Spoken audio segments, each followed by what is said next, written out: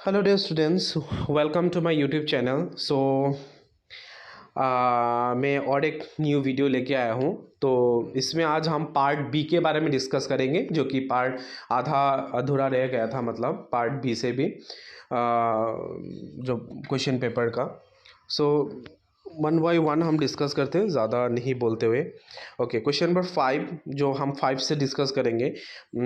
5 में total that 10 question दिया गया था, but you have to attempt only 6 question. So let's start. Question number 1. In which state of India, for the first time in the world, okay, a communist party government came to power through democratic election? Question को बहुत ज़्यादा घुमा के दिया है। So but answer is very easy. ये मैंने directly class में मैंने ये डिस्कस किया था इसके बारे में, जो कि कम्युनिस्ट पार्टी कहाँ पर था, कौन सा स्टेट में, वो था केरला। केरला स्टेट में ही फर्स्ट जो कम्युनिस्ट पार्टी जो गवर्नमेंट आया था। ओके, उसके बाद next question number B, B देश was the chairman of drafting committee of the constituent assembly. तो हमारा जो संविधान जो सभा है उसका जो ड्राफ्टिंग, उसमें टोटल कितना है, 13 कमेटी था। उसमें से 8 कमेटी जो बहुत ज़्यादा बड़ा कमेटी था, मतलब तो उसी 8 कमेटी का सबसे इम्पोर्टेंट कमेटी का नाम क्या है, जो बड़ा कमेटी का नाम क्या है, ड्राफ्टिंग कमेटी। और ड्राफ्टिंग कमेटी का हमारा चेयरमैन कौन था, बहुत ज़्यादा इजी है, वो था हमारा, that is doctor B.R. Ambedkar. Okay, उसके बाद question 5C, where was the first summit of NAM held. अभी देखो यहाँ पर बहुत स्टूडेंट रॉन्ग करते, वेयर बोला है, नॉट व्हेन। सो वेयर मतलब कहाँ हुआ था, मतलब नॉन अलाइन मूवमेंट का जो फर्स्ट सुमित कहाँ हुआ था, बेलग्रेड में हुआ था। Okay, it answer will be Belgrade. Then D, China invaded India in 1960, in 1962, in 1964. So the correct answer will be, China ने कब इन्वेड किया था इंडिया को, China invaded India in 1962। China ने 1962 में इंडिया को आक्रमण किया था, राइट। ओके, उसके बाद next question number E, mention the name of a prominent leader of Narmada Bachao Andolan. Okay, that is movement. Okay, so correct answer will be Medha Patkar. Okay, देख लेना अपने हिसाब से, अगर तुम लोगों ने करेक्ट, तुम लोग थोड़ा मिला लेना। Next question number 5F, when was the state reorganisation act passed. अभी यहाँ पर कंफ्यूजिंग है, बहुत सारा बुक्स में दिया हुआ है 53, सो 1953 भी करेक्ट होगा, बट वो तब एक्ट को बनाया गया, मतलब उसको लिया गया, बट इसको पास कब किया गया, 1956।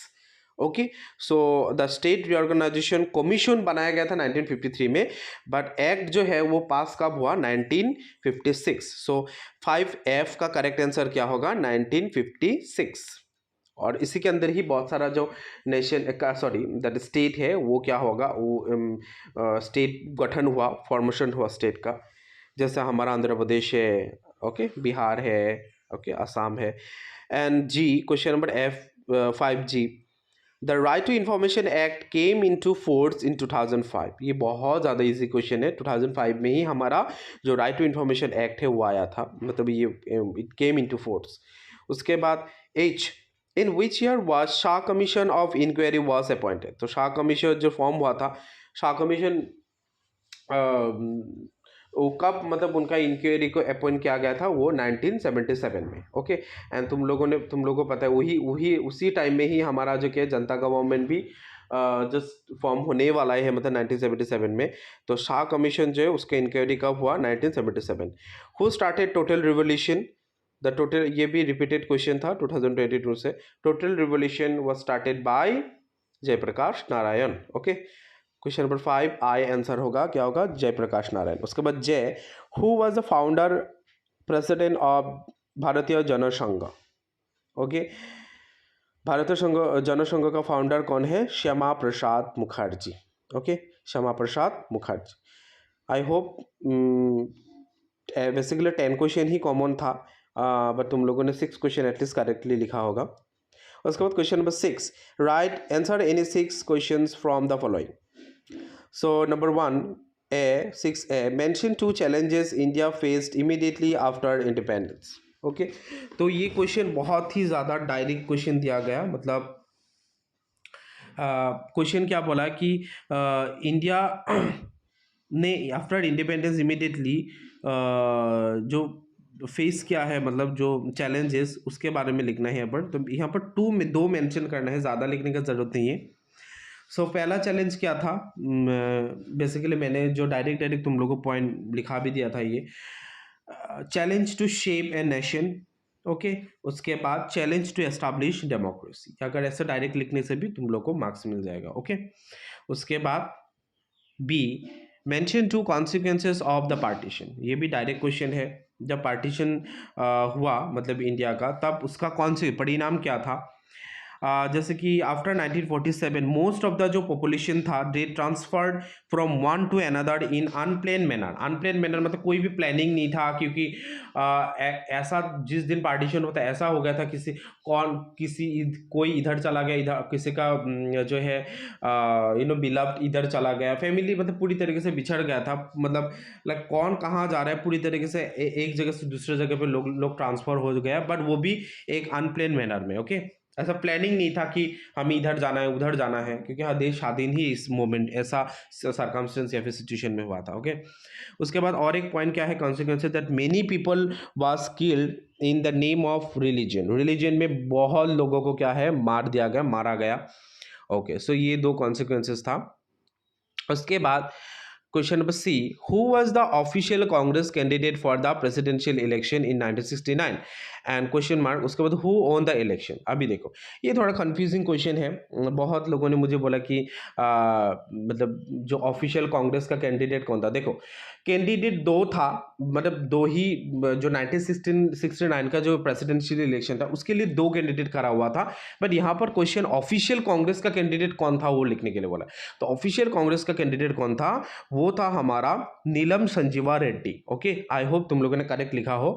नीलम संजीवा रेड्डी ऑफिशियल कांग्रेस से था, और उसके बाद और एक कैंडिडेट था, और वो कैंडिडेट उसका ओपोनेंट में और एक कैंडिडेट कौन था, जो कि हमारा इंदिरा गांधी ने जिसको मतलब चूज किया था, वो था हमारा वीवी गिरी। ठीक है, जो कि कांग्रेस अल्टीमेटली अगर हम बोले कांग्रेस किससे था, आर, जो कांग्रेस री क्वेश्चन इज जो है हमारा इंदिरा गांधी, जो इंदिरा गांधी का कांग्रेस बोलते हैं, तो उससे था वीवी गिरी था। तो बट पहला वाला जो पर्सन क्वेश्चन है ऑफिशियल कांग्रेस का कैंडिडेट कौन है, वो है संजीवा रेड्डी। उसके बाद बट इलेक्शन किसने जीता, who won the election, that is V V Giri. तो फर्स्ट पार्ट का आंसर क्या होगा, संजीवा रेड्डी, नीलम संजीवा रेड्डी। उसके बाद सेकंड पार्ट का आंसर होगा वीवी गिरी। ओके, आई होप तुम लोगों ने करेक्ट लिखा हो। उसके बाद D, what do you mean by defection. So it is very easy. Defection का ये मैंने कितना बार एग्जाम में दिया था। Defection refers to a process wherein a elected representative leaves the party on whose symbol he or she was elected and then goes to join another party. Okay, कोई भी अगर एक पार्टी कोई भी एक पार्टी जिस पार्टी से उन्होंने पार्टी सिंबल लेके उन्होंने जीता है, या फिर दैट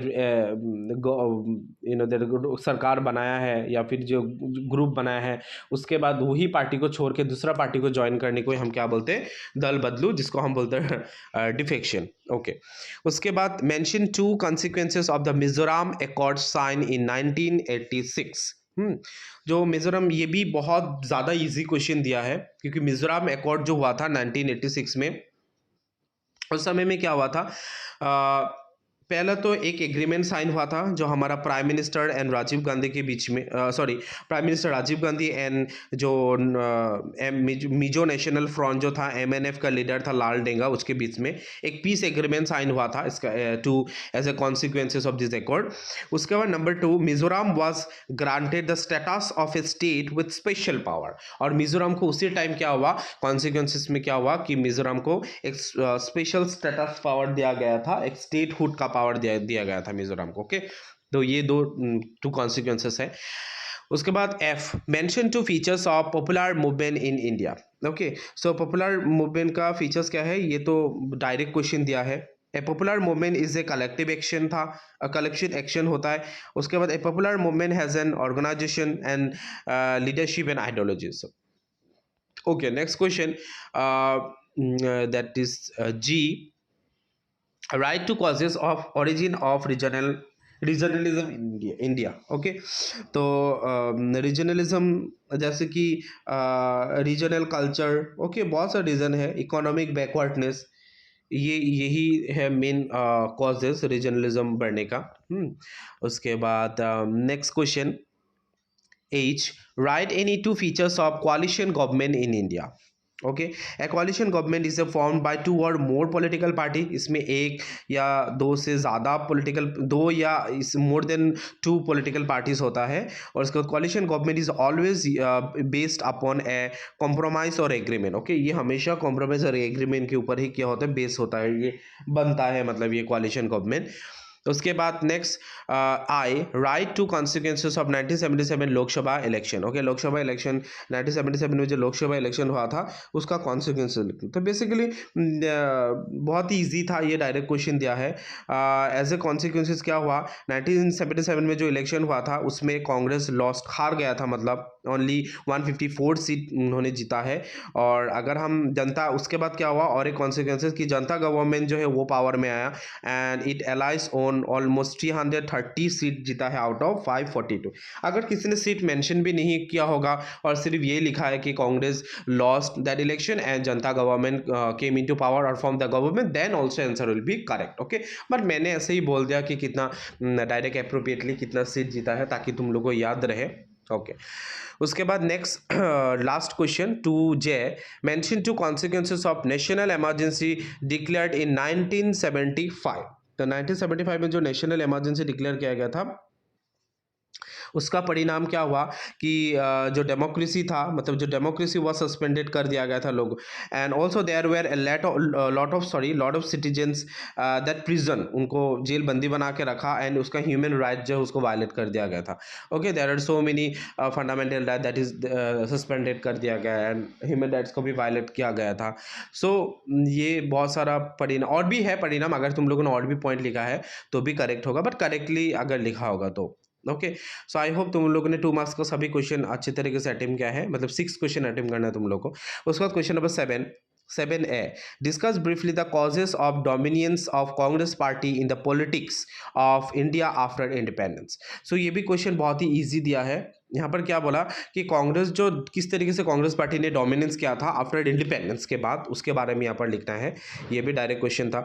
उसके बाद question B, what were the major objective of Jawaharlal Nehru foreign policy, discuss briefly. तो देखो फॉरेन पॉलिसी के बारे में हम लोग डिस्कस किया था। तो जवाहरलाल नेहरू का फॉरेन पॉलिसी क्या था, नॉन अलाइनमेंट था। ओके, उसके बाद इंडिपेंडेंट दैट क्या था, मतलब लाइक एक टेरिटरी था। उसके बाद उनका पॉलिसी हमेशा क्या था, मतलब एक सेल्फ एस्टिमेट जो था, मतलब स्टेट के बारे में। उसके बाद सेकुलरिज्म, सॉवरेंटी, ये सब मतलब उनका बहुत सारा, बेसिकली नॉन अलाइनमेंट से ये शुरुआत हुआ था एंड ओन सॉवरेंटी। तो उसके बाद इकोनॉमिक डेवलपमेंट, तो बहुत सारा ऐसा पॉइंट है। तुम लोग अगर बेसिकली नहीं ज़्यादा, अगर 2 पॉइंट को भी अगर ज़्यादा तरीके से एक्सप्लेन किया है तो वो भी 4 मार्क्स मिल जाएगा यहाँ पर। ओके, उसके बाद next question, C write a note on write a note on the demands of for autonomy in north east India का जो मतलब जो ऑटोनॉमी के लिए जो डिमांड कर रहा था उसके बारे में लिखना है। तो ऑटोनॉमी के हिसाब से हमारा जैसे कौन सा स्टेट है, जैसे हमारा मिज़ोरम है, नागालैंड है अपना ऑटोनॉमी के लिए, ठीक है। तो नॉर्थ ईस्ट इंडिया में हमारा बोडोलैंड भी है, तो स्पेशली फॉर ऑटोनॉमी के लिए, तो इसके बारे में लिखना है। तो आई होप तुम लोगों ने ये क्वेश्चन अटेम्प्ट किया होगा, तो ये भी डायरेक्ट ही क्वेश्चन था, इजी था। उसका discuss the factors that help BJP to emerge as a dominant political party. देखो बेसिकली ये मैंने डायरेक्टली क्वेश्चन ऐसा डिस्कस नहीं किया था, पर ये भी बहुत ही इजी क्वेश्चन है, ये करंट क्वेश्चन दिया है, ट्रेंडिंग क्वेश्चन है, मतलब अभी का जो समय का बीजेपी ने किस तरीके से डोमिनेंट किया है political party, as a political party, वो उसके बारे में लिखना है। ओके, तो अल्टीमेटली डोमिनेशन का क्वेश्चन 2 ही आया, कांग्रेस का भी आया था, कांग्रेस का भी आया और अभी बीजेपी का भी इस बार आया। तो आई होप तुम लोगों ने लिखा होगा। उसके बाद next question, give suggestion to curb communalism in India. तो हमारा देश में जो कम्युनलिज्म जो है, सांप्रदायिकता जो है, उसको किस तरीके से हम मतलब कम कर सकते हैं, मतलब कार्व मतलब कम करना या फिर ख़त्म भी करना बोल सकते हैं, मतलब उसके बारे में लिखना है। तो ये भी डायरेक्ट क्वेश्चन दिया, कर्व ऑफ कम्युनलिज्म। उसके बाद right a note on India's nuclear policy, ये भी डायरेक्ट क्वेश्चन दिया है 4 मार्क्स। उसके बाद mention two positive and negative consequences of green revolution, ये भी डायरेक्ट ही क्वेश्चन था, पॉजिटिव एंड नेगेटिव दोनों कॉन्सिक्वेंसेज मैंने डिस्कस किया था। उसके बाद write any 4 features of Indian party system. Okay, Indian party system का जो फीचर्स है उसके बारे में, यहाँ पर बहुत सारा इंडियन पार्टी सिस्टम जो है उसका बहुत सारा फीचर्स है। सो तुम लोग अगर बट यहाँ पर क्या है ना, एक एक लाइन थोड़ा एक्सप्लेन करना पड़ेगा, अगर तुम लोगों ने एक्सप्लेन नहीं किया होगा तो फुल मार्क्स नहीं मिलेगा, सॉरी टू से, बिकॉज यहाँ पर 4 मार्क्स है। जैसे कि multi party system, one party dominant जो सिस्टम है, लैक ऑफ क्लियर आइडियोलॉजी है, उसके बाद एमरजेंस ऑफ रीजनल पार्टीज है based on traditional factor. Okay, so there are so many point, तो तुम लोगों ने अगर थोड़ा सा एक्सप्लेन किया होगा then you will get full mark definitely. And next, so it's complete. उसके बाद next question number 8, I hope यहाँ तुम लोगों ने यहाँ से 5 क्वेश्चन अटेम्प्ट किया होगा। उसके बाद question number 8, write man answer any 2 of the following. Okay, question A, discuss the changing relation of India and Pakistan, तो ये भी डायरेक्ट क्वेश्चन आया, चेंजिंग रिलेशन लिखना है दोनों के बीच में। And B, briefly discuss about the controversies regarding the emergency that was and was the emergency was necessary, ये भी क्वेश्चन, ये भी डायरेक्ट क्वेश्चन दिया है। कंट्रोवर्सीज में जैसे जुडिशियरी और एग्जीक्यूटिव के बीच में जो कंट्रोवर्सी था उसके बारे में लिखना है। और उसके बाद next question C, explain the reasons for the emergence of coalition politics in India democratic system. यहाँ पर मतलब अल्टीमेटली पॉलिटिक्स बोला है, मतलब तुम लोग का बुक्स में क्या था, गवर्नमेंट, कोalition गवर्नमेंट फॉर्म होने का किस तरीके से इमरजेंस हुआ, कोalition, तो वही लिखना है, कोalition पार्टी या फिर कोalition गवर्नमेंट एक ही है मतलब, तो उसका रीज़न लिखना है किस तरीके से इमर्ज हुआ है मतलब हमारा इंडियन डेमोक्रेटिक सिस्टम में। उसके बाद नेक्स्ट क्वेश्चन जो कि डायरेक्ट क्वेश्चन दिया है, what do you mean by plan development and discuss the role of planning commission in development of India. Okay, so I hope यहाँ से भी तुम लोगों ने 2 क्वेश्चन अटेम्प्ट किया है। So please let me know in the comment section कि तुम लोगों ने पार्ट बी से कितना क्वेश्चन तुम लोगों ने करेक्टली लिखा है। अल्टीमेटली तुम लोगों ने कितना अटेम्प्ट किया है वो एटलीस्ट मेंशन करना। Okay, so I hope question अच्छा ही था, तुम लोगों ने अच्छे से अटेम्प्ट किया होगा। Definitely if you have written all the question correctly obviously you will get full marks, और ज़्यादातर स्टूडेंट का इस बार लेटर मिलने का चांसेस भी है अगर अच्छी तरीके से तुम लोगों ने अटेम्प्ट किया होगा। Okay, so thank you so much for cooperation के लिए, और बाकी जितना भी रिमेनिंग एग्ज़ाम है उसके लिए ऑल द बेस्ट, अच्छे तरीके से दो। और मैं और भी ज़्यादा ज़्यादा न्यू तरीके से एक कॉम्पिटिटिव यू नो दैट जो पॉलिटिकल कॉम्पिटिटिव एग्ज़ाम के लिए जितना भी पॉलिटिक का पार्ट है मतलब पॉलिटिकल साइंस का, उसके लिए मैं वीडियो बनाऊंगा। सो ऑलवेज मेरा वीडियो थोड़ा देखते रहना, एंड अगर अच्छा लगा तो शेयर कर देना वीडियो को, and thank you so much. I will see in next video.